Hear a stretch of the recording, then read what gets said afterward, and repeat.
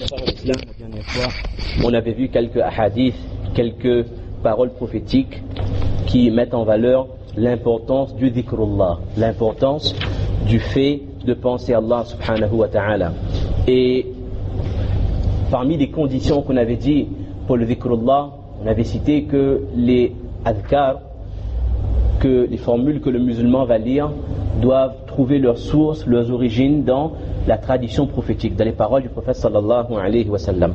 Et on avait parlé la dernière fois de 3 adhkar très simples, subhanallah, alhamdulillah et Allahu akbar. Et on avait dit que celui qui lit ces adhkar, ces invocations d'Allah subhanahu wa ta'ala montent au niveau du trône d'Allah azza wa jal, et ces invocations ne cessent de mentionner le nom de la personne qui les a prononcées. Et là, le prophète alayhi salatu wa sallam nous interpelle: est-ce que vous n'aimez pas, est-ce que vous ne voulez pas que auprès du trône d'Allah subhanahu wa ta'ala, il y a des adhkar qui mentionnent vos noms? Ça, c'est pour nous faire comprendre quelle est l'importance de subhanallah, alhamdulillah, wa la ilaha illallah, wa Allahu akbar. On avait dit également, dans un autre hadith, le prophète alayhi salatu wa sallam avait expliqué que dans chaque être humain, il y a environ 360 articulations, et celui qui dit subhanallah, alhamdulillah, Allahu akbar, qu'il y a astaghfirullah, c'est adhkar, et que ces adhkar atteignent le nombre de 360, incha'Allah, فَإِنَّهُ يَمْشِي يَوْمَئِذٍ وَقَدْ زُحْزِحَ نَفْسَهُ عَنِ النَّارِ. Hadith de Imam Muslim: celui qui lit autant de adhkar qu'il a d'articulations, alors en ce jour, Allah Azza wa Jal lui a déjà délivré, Allah Ta'ala l'a déjà délivré du feu de l'enfer. Et on avait dit que ce sont des adhkar qui sont simples. Très souvent, on se complique, volontairement ou involontairement, la vie avec des adhkar qui nous ont été transmis par des grandes personnes, des mashayikh. Ça, on n'a pas de commentaire là-dessus, mais il est tellement plus simple de revenir au modèle prophétique. Parce qu'il faut bien comprendre que notre prophète alayhi salatu wa salam, celui qui la yantiqu anil hawa, tout ce qu'il disait venait d'Allah Azza wa Jal. Il voulait le bien pour sa umma, et donc il a enseigné à la umma la meilleure méthode, la meilleure façon, la meilleure solution de se rapprocher d'Allah subhanahu wa ta'ala. Et personne ne se rapprochera d'Allah subhanahu wa ta'ala en passant par une autre tradition que celle du prophète sallallahu alayhi wa sallam. Et ces adhkar que notre prophète nous a enseignés, ce sont des adhkar faciles, accessibles à tout le monde. Il n'y a pas nécessité de mémoriser, ce sont des choses qui doivent être praticables et accessibles, inch'Allah, à tout le monde. Et on avait dit que notre prophète alayhi salatu wa sallam avait dit que ces adhkar, subhanallah, alhamdulillah, Allahu akbar, ont plus de valeur pour lui que tous les biens de ce monde, que toutes les choses sur lesquelles le soleil se lève, c'est-à-dire tous les biens de ce monde n'ont aucune importance, aucune valeur auprès du prophète alayhi salatu wa sallam par rapport à ces adhkar. Et aujourd'hui, inch'Allah, on va voir quelques vertus concernant la ilaha illallah wahdahu la sharika lahu, lahul mulku wa lahul hamdu wa huwa ala kulli shay'in qadir. À la Réunion, on appelle ça le kalimat tawhid. D'accord? On appelle ça, dans la madrasa, pour les petits, on enseigne ça sous le nom du 4e kalimat. D'accord? Différentes appellations, peu importe. Ce qui nous intéresse, c'est cette formule qui, en général, est connue de tout le monde. Il n'y a pas un musulman qui ne connaît pas cette formule-là. La ilaha illallah wahdahu la sharika lah, on le répète, lahul mulk wa lahul hamdu wa huwa ala kulli shay'in qadir. Il peut y avoir parfois une petite variante. La ilaha illallah wahdahu la sharika lah, lahul mulk wa lahul hamdu huwa hayyun la yamut. Les hadiths mentionnent les deux versions. Si on connaît la plus simple, alhamdulillah, il y a des hadiths authentiques qui parlent de cette version la plus simple. Tout le monde le mémorise, tout le monde le connaît. Mais ce qui est extrêmement important, c'est de savoir qu'est-ce que le prophète alayhi salatu wa salam a dit à propos de ce dhikr. Ce qui nous intéresse encore une fois, c'est de parler, parce que si on voulait parler de dhikrullah, on n'en finirait jamais. Il y a tellement de adhkar, subhanallah. Mais nous, on veut des adhkar qu'on connaît déjà, les mettre en valeur afin qu'on leur donne de l'importance qu'ils méritent, afin qu'on puisse obtenir les récompenses promises par le prophète alayhi salatu wa salam en récitant ces adhkar. Le prophète alayhi salatu wa salam dit, le hadith d'Abu Huraira radiyallahu anhu annahu qala qala an-nabiy sallallahu alayhi wa sallam man qala, celui qui dit le adhkar qu'on vient de dire en une journée fi yawm, chaque jour 100 marra, 100 fois.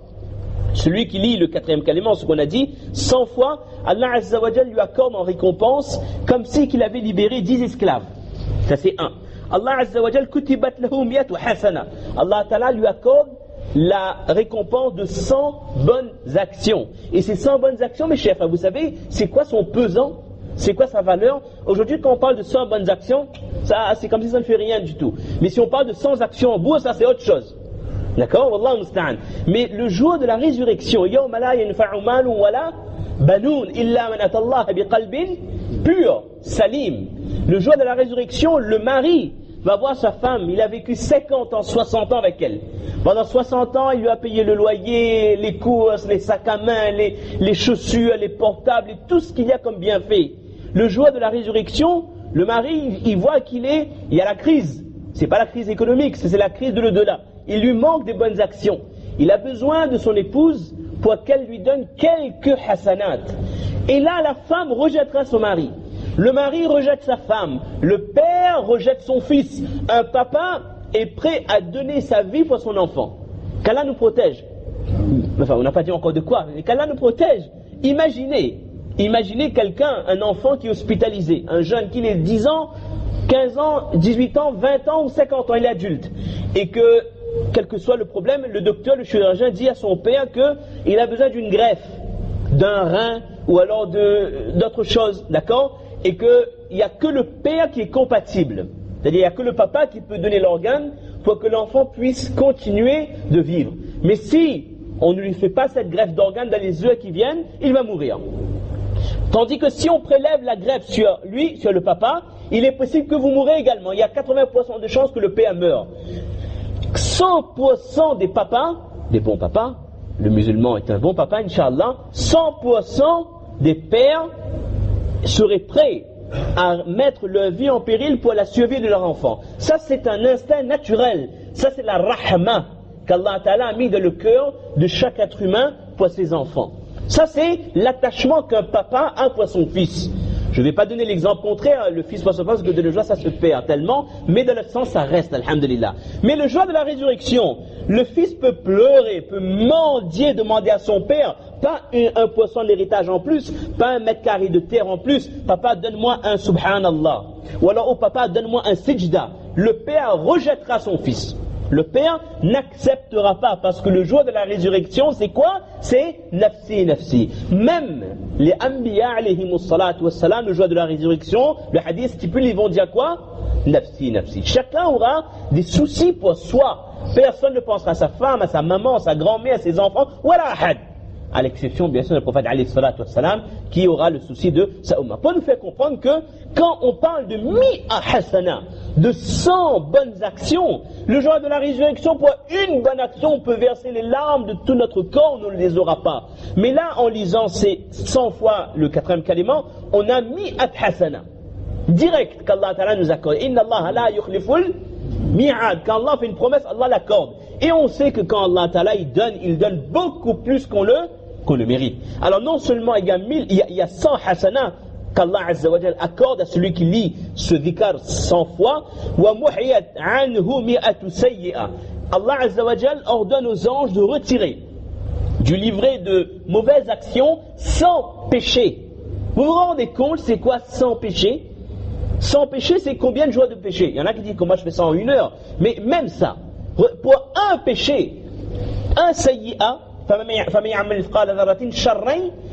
il se peut qu'un atome, un yata, on dit de mauvaises actions, fasse pencher la balance dans le mauvais sens. Et cela nous précipite dans l'enfer. Et là, directement, cache Allah Azza wa Jalla aux anges de retirer 100 péchés du livret de cette personne. Et c'est pas terminé. Et ça, c'est exceptionnel. وَكَانَتْ لَهُ حِرْزًا مِنَ الشَّيْطَانِ يَوْمَهُ ذَلِكَ حَتَّى يُمْسِي. Allah Ta'ala lui accorde la protection contre Shaitan ce jour jusqu'à ce qu'il se couche le soir, hatta yumsi, uniquement en lisant 100 fois la ilaha illallah wahdahu la sharika lah lahul mulk wa lahul hamdu wa ala kulli shay'in qadir.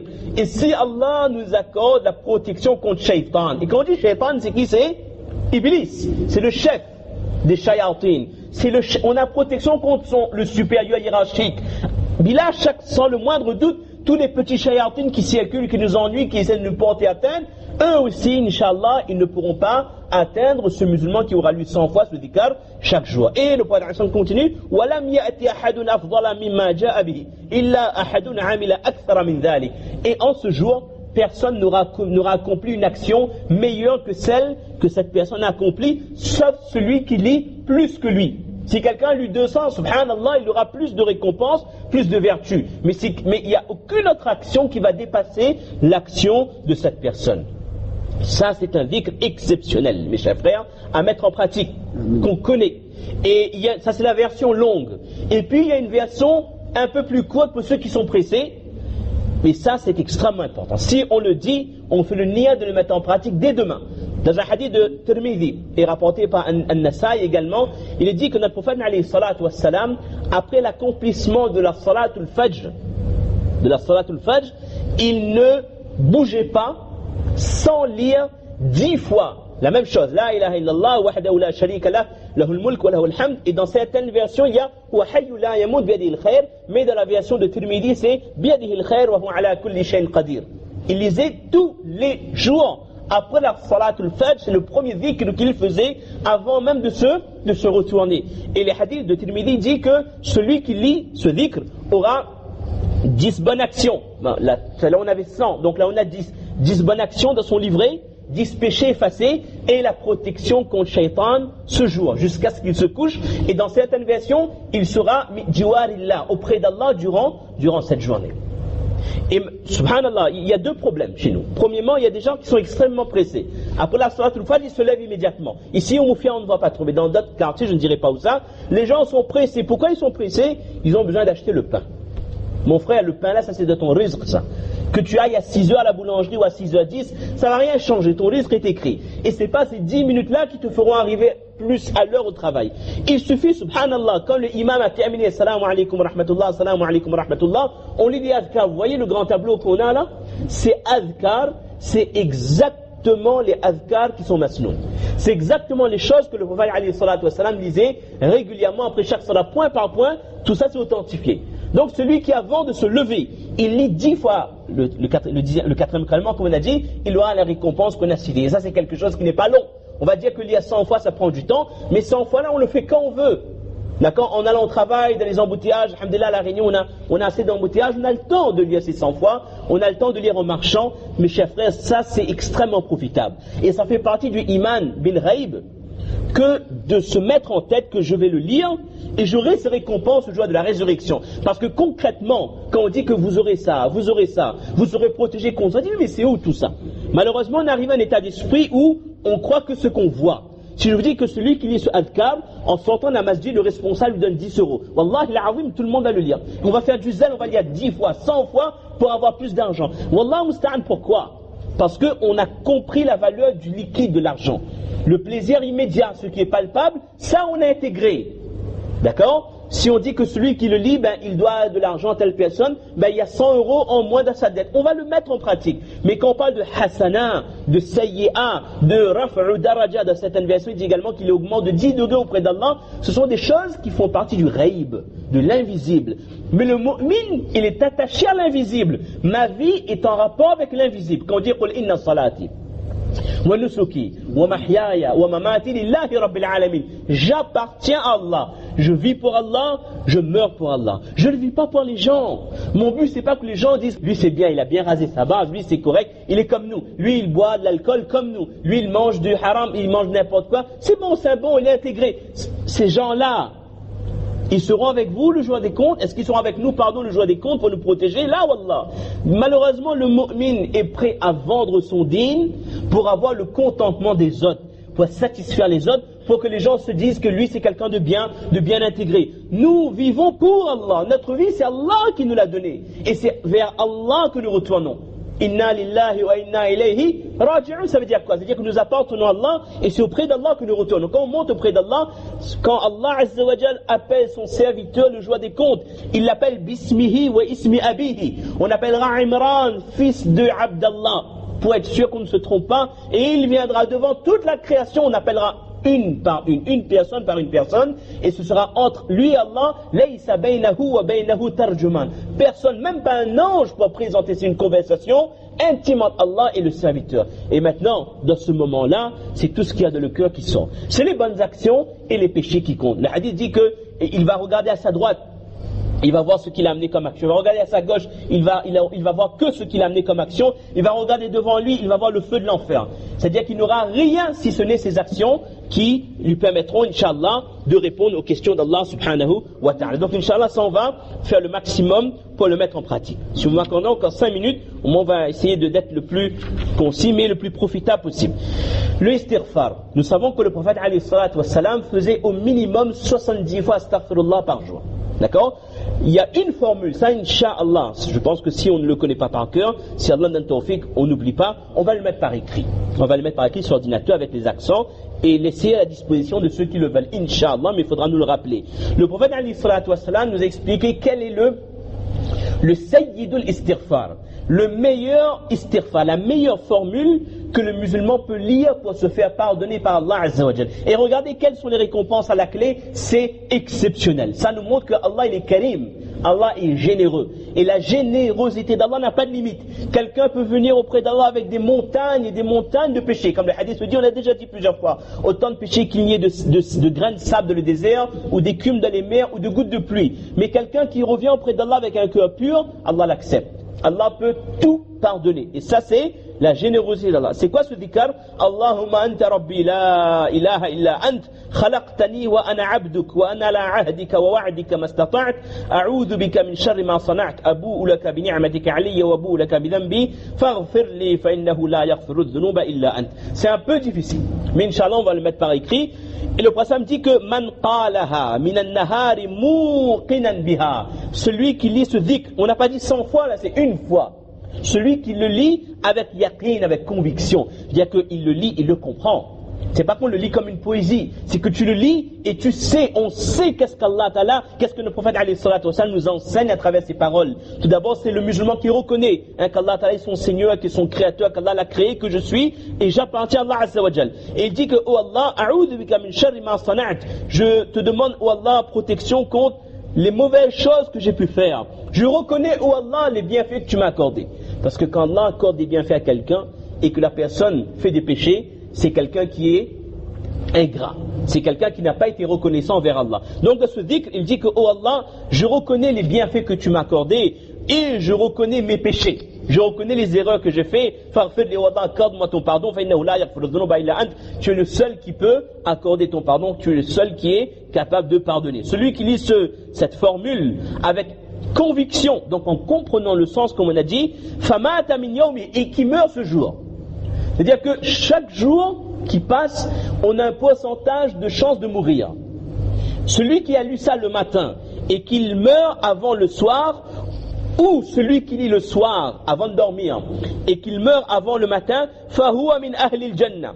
Cette personne, Inch'Allah, fera partie des gens du paradis. Alors celui qui prend ce dhikr, qui le met sur son portable, ou celui qui a une bonne mémoire, qui le mémorise, d'accord, et qui lit ça matin et soir, et tout le temps, tous les jours jusqu'à sa mort, il est sûr que qu'il meurt demain, mardi, mercredi, jeudi, vendredi, quelle que soit la période de l'année, s'il a lu ça le matin, il meurt jusqu'au soir, il fait partie des gens du paradis. Il a lu ça le soir, s'il meurt dans la nuit, il fait partie des gens du paradis.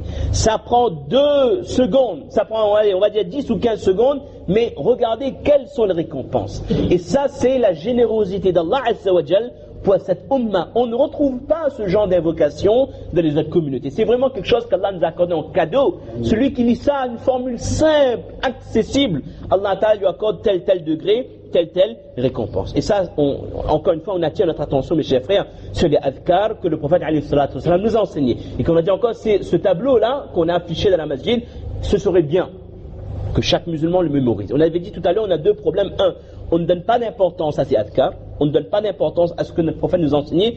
Et deuxièmement, malheureusement, il y a une mauvaise habitude. Quand quelqu'un dit que oui, j'ai entendu tel grand personnage dire que après la salat, il faut lire telle chose. On ne fera pas de commentaire là-dessus. Ce sont des sujets sensibles. Mais au nom de quoi on donnerait priorité à ce qu'un être humain du XXe siècle, du XIXe siècle a dit par rapport à ce que le prophète alayhi salatu wa sallam nous a enseigné. On voit parfois, moi je vois, il y a des gens qui font des adhkar, et je vois par rapport aux gestuels, qui n'ont aucune source de la sunna. Mais ils y restent accrochés, après chaque salat ils le font.